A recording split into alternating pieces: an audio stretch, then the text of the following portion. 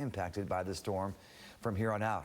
And there is still so much damage left behind after multiple powerful tornadoes tore through portions of southwest Michigan. And for a third day in a row, homeowners, emergency management, city, state, and federal officials and others are working together and around the clock to clean up and get people back on their feet. As we know, Portage was hardest hit by an EF2 tornado with winds as strong as 130 miles an hour. News Channel 3's Autumn Pitcher is live from Timber Creek Townhomes. And Autumn, what's the word there today? We see the damage behind you is just extraordinary. Yes, Andy, it looks like a war zone out here. I mean, just take a look at behind me here at this tree. It's come crashing down on top of a home. You can see the roof completely ripped off, and that is really the case for several homes out here in the Timber Creek apartments in Portage. You can see it's just really devastating. I want to move aside over here because several belongings have been scattered just all across the yards and even a mile down the way here, also including personal items like this. You can see a grill here. Look at that. It's just so sad to see these personal belongings scattered all across the way here. Now, even though this is heartbreaking, the Portage City Mayor says she does have a plan and wants to go from chaos to calm. What did you kind of observe? There's people, their whole world is turned upside down. What's next? The question on everyone's mind when they see the heartbreaking destruction in Portage.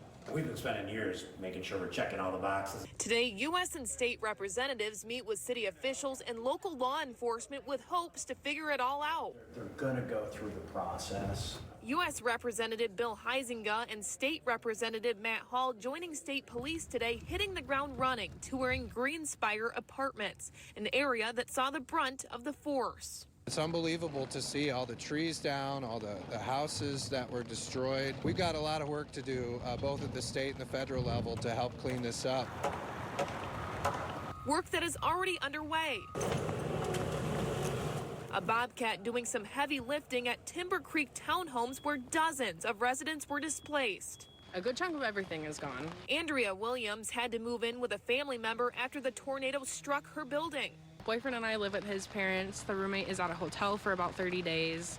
After that, I'm not 100% sure. They said it would take about a year before anybody could live there again. Representative Huizenga providing Williams comfort as it weighs heavy on her heart. We're pulling for you. We're going to try to help any way we can. Thank you. And while the governor has already declared state of emergency, the Federal Emergency Management Agency has to conduct their assessments of property. And the governor will then have to request the assistance from the federal government as well. So it never seems to work as quickly as we'd all like it to. If you've got friends, make sure that you're opening your heart, your wallet, your home.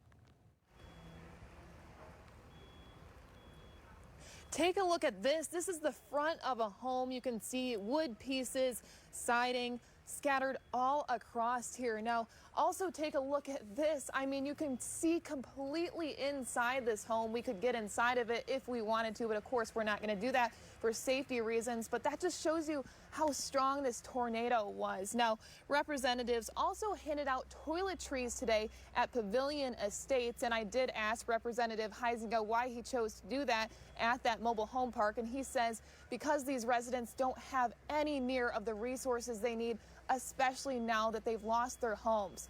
Now, we do also know from the city mayor today that the White House reached out to Portage to ask what they can do to help in this situation as well. Live in Portage, Autumn Pitcher, News Channel 3. Autumn, thank you. Portage Public Schools will be closed once again.